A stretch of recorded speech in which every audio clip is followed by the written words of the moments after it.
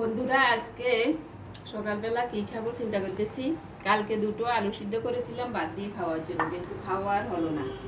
তাই এখন চিন্তা করে নিলাম আজকে এমনি রুটি বেলাচ্ছে, আজকে একটু লাল আটার পরোটা বানিয়ে নেব, আলু পরোটা।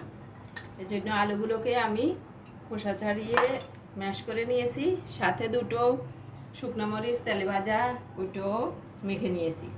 এখানে পেঁয়াজ কুচি করে নিয়েছি, কাঁচামরিচ কুচি করে নিয়েছি, এদিকে নিয়েছি ঘি, আর এখন লাল আটা নিয়ে নিচ্ছি। লাল আটা দিয়ে আজকে পরোটা বানিয়ে খাবো। এর সাথে দিয়ে দিচ্ছি পরিমাণ মতো লবণ,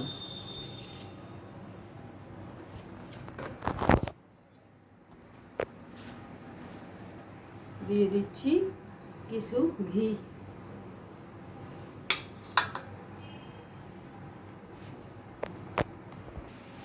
দিয়ে দিচ্ছি একটু চিনি।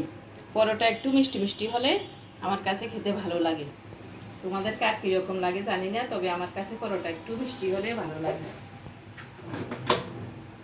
এবার এগুলো ভালোভাবে আগে মেখে নিই।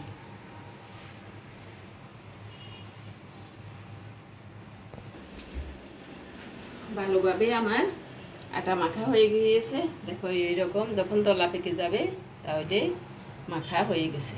এবার আমি নর্মাল জল দিয়ে এটা পরোটার একটা ডো বানিয়ে নেব। অল্প অল্প করে জল দিয়ে মাখতে হবে।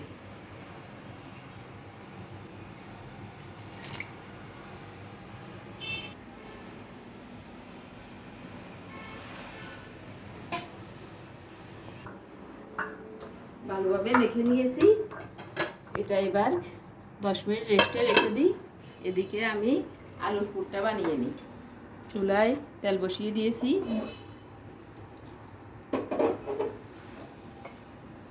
এবার পেঁয়াজ কুচানো দিয়ে দিচ্ছি, কাঁচামরিচ কুচানো দিয়ে দিলাম,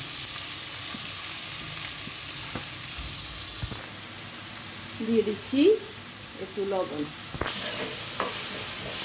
এগুলো লাল লাল করে ভাজা হয়ে গেছে, এখন একটু হলুদ দিয়ে দিচ্ছি, দিয়ে দিচ্ছি একটু চাট মশলা। এবার ম্যাশ করে রাখা আলুগুলো দিয়ে দিচ্ছি,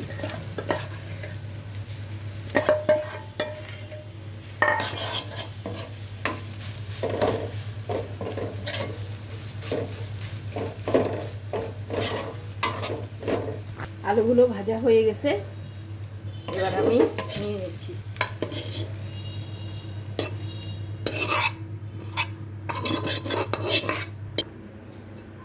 এদিকে আমার আটার ডোটাও দেখো কেমন সুন্দর সেট হয়ে গিয়েছে।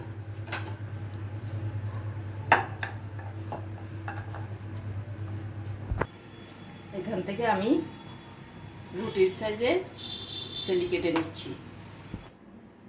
এখন আমি সবগুলো চেলি থেকে রুটি বানিয়ে নিব।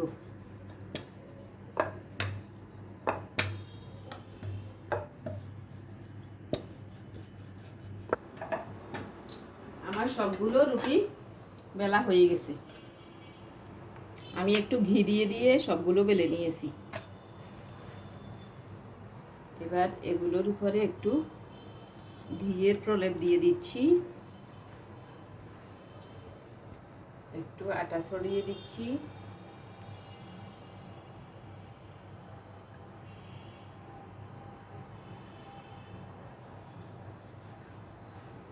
এবার আলুর পুর দিয়ে দিচ্ছি,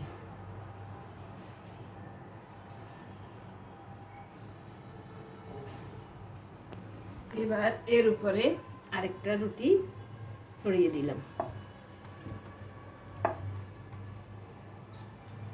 আরেকটু ঘি ছড়িয়ে দিচ্ছি,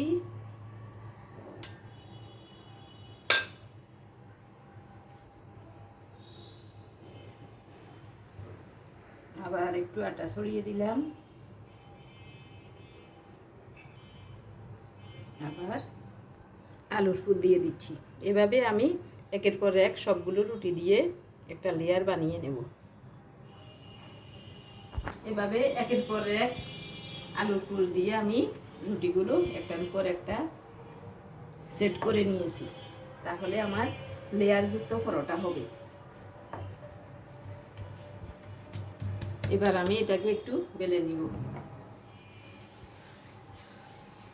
তবে আমার পিঁড়িটা একটু ছোট হয়ে গেছে,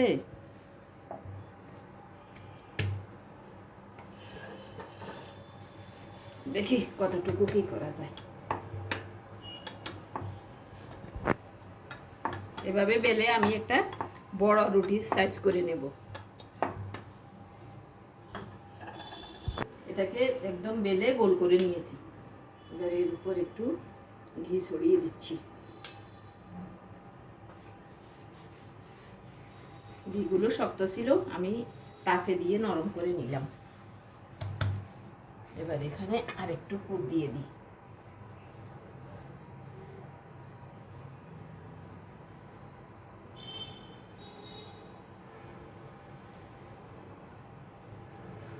হয়ে গেছে। এবার একদিক থেকে আমি এটাকে এভাবে রোল করে নেব।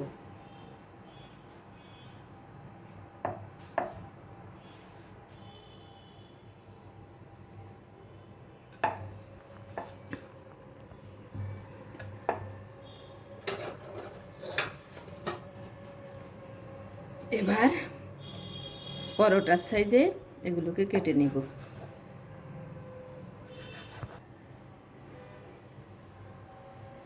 সবগুলো পরোটার সাইজে কেটে নিয়েছি। এবার একটা একটা করে বেলে নেব।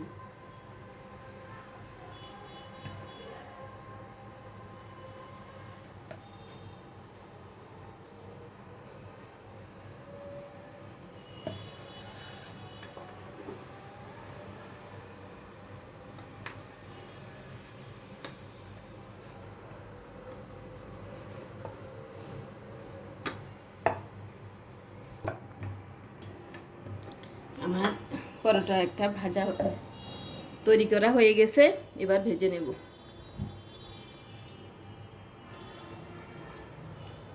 প্যানে দিয়ে দিচ্ছি একটু ঘি।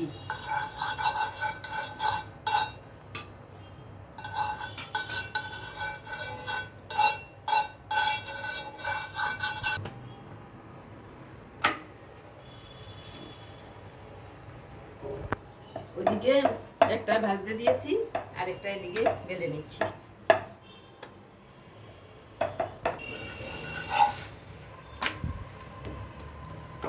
এক পিঠ ভাজা হয়ে গেছে, আরেক পিঠ দিয়ে দিলাম।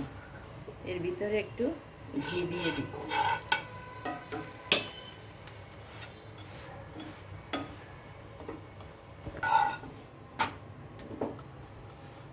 একটা আমার পুরোপুরি ভাজা হয়ে গেছে, এবার এটা নিয়ে নিব। দুই পিঠ লাল লাল করে ভেজে নিয়েছি।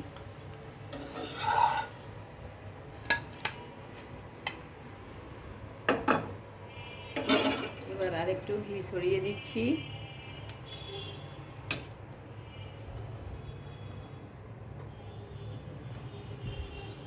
আরেকটা পরোটা দিয়ে দিলাম। এভাবে সবগুলো লাল লাল করে ভেজে নিব আর গরম গরম আলু পরোটা খেয়ে নিব। তোমরা একবার এভাবে বানিয়ে খাবে, দেখবে অনেক মজা লাগবে।